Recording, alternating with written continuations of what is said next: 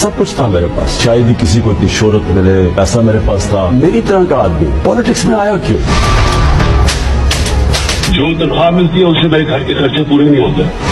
इमरान नियाजी का हाल, जो दूसरों को ईमानदारी, सच्चाई, आला ज़र्फी और इखलाकियात का दर्स देते नहीं थकते। इमरान नियाजी ने तोशाखाना यानी बैतुल माल में पाकिस्तान की तारीख के सबसे बड़े डाके डाले। प्राइम मिनिस्टर होते हुए चलता ये सारा काम तोहफे पे। इमरान नियाजी ने अपनी 66 साल जिंदगी में इतना नहीं कमाया जितना वजीर आजम का मनसब संभालने के सिर्फ 2 माह में तोशाखाना से उड़ाए। 2017 तक इमरान नियाजी के असासों की कुल मालियत 3 करोड़ 86 लाख थी, जबकि इक़्तिदार में आने के पहले 2 माह में तोशाखाना से हासिल होने वाले तहाइफ की मालियत 8.5 करोड़ थी। 4 साल इमरानी अहद में तोशाखाना से तकरीबन 200 के करीब तहाइफ लिए गए, जिनकी मालियत तकरीबन 142 मिलियन है।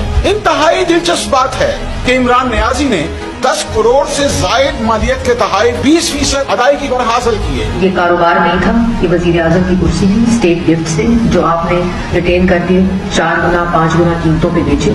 सऊदी शाही खानदान से तोहफे में मिलने वाली घड़ियां जिनकी कीमत 15 करोड़ 40 लाख थी, उनको बेचकर 3 करोड़ 60 लाख का मुनाफा हासिल किया, जबकि इंतहाई बददियानती से कौमी खजाने में सिर्फ 20% जमा करवाया गया। तो जनाब, ये है जाली सादक व अमीन की असलियत, जिसने तोशाखाना की 200 आइटम्स पर दिन दहाड़े डाका डाला, जिनमें से तहाइफ का मुनाफा एक अंदाजे के मुताबिक 19 करोड़ लगाया गया है। इमरान नियाजी मामूली नोयत के 8 लाख मालियत के तहाइफ भी अपनी अहलिया के हमरा लेकर रफू चक्कर हो गए। इसीलिए इमरान नियाजी के असासों में गुज़श्ता 4 साल के दौरान 26 करोड़ का करिश्माती इजाफा हुआ। तो अब समझ आया कि इमरान नियाजी सियासत में क्यों आया और तहाइफ पर काम कैसे चलता लगा।